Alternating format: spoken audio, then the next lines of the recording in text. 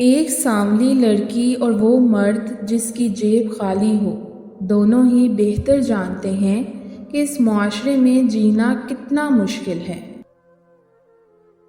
ارسطو سے کسی نے کہا کہ میں نے ایک معتبر آدمی سے تمہارے بارے میں کچھ غلط باتیں سنی ہیں۔ ارسطو نے جواب دیا، غیبت کرنے والا کیسے معتبر ہو گیا؟ انسان ہمیشہ مشکل وقت میں ہی سیکھتا ہے، خوشی کے لمحات میں تو پچھلے سبق بھی بھول جاتا ہے۔ میں تمہاری زندگی کی سب سے اچھی لڑکی تو نہیں ہوں، مگر ہاں اتنا یقین ضرور ہے کہ ایک دن جب تم میرا نام سنو گے تو مسکرا پڑو گے اور کہہ اٹھو گے کہ وہ باقی لڑکیوں سے بہت مختلف تھی۔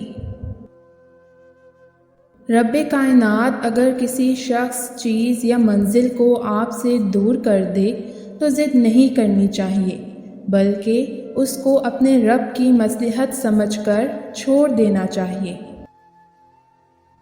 جب آپ کو کسی سے محبت ہو جائے نا تو اسے ہر بات بتا دیں، ہر بات بتا دیں، لیکن اسے کبھی یہ مت بتانا کہ آپ اس کے بغیر رہ نہیں سکتے۔ جن لوگوں سے ہمیں بہت محبت ہو ان سے کبھی نفرت نہیں ہو سکتی۔ پتہ ہے کیوں؟ جب یہ بہت عزیز لوگ دھوکہ دیتے ہیں تو پھر دل سے نکل جاتے ہیں، اور یوں نکلتے ہیں کہ دل ان کے لیے کوئی بھی جذبہ رکھنا پسند نہیں کرتا۔ میں تتلیوں کے پیچھے بھاگنے والی، قدرتی مناظر سے باتیں کرنے والی، ناولز کی دیوانی، چائے اور بارش سے محبت کرنے والی لڑکی ہوں۔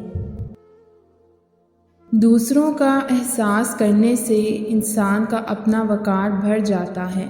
دیوار سے لگے شیشے اور دل سے جڑے رشتے ہمیشہ غفلت سے ہی ٹوٹتے ہیں۔ اخلاق وہ چیز ہے جس کی قیمت نہیں دینی پڑتی، مگر اس سے ہر چیز خریدی جا سکتی ہے۔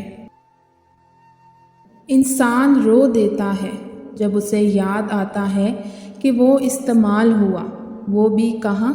صرف محبت کے نام پر۔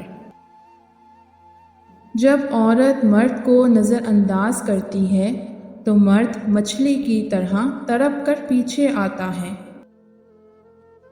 یہ جو محبت ہوتی ہے نا، اتنا نازک جذبہ ہے کہ ایک دھاگا کھینچ لیں تو ساری محبت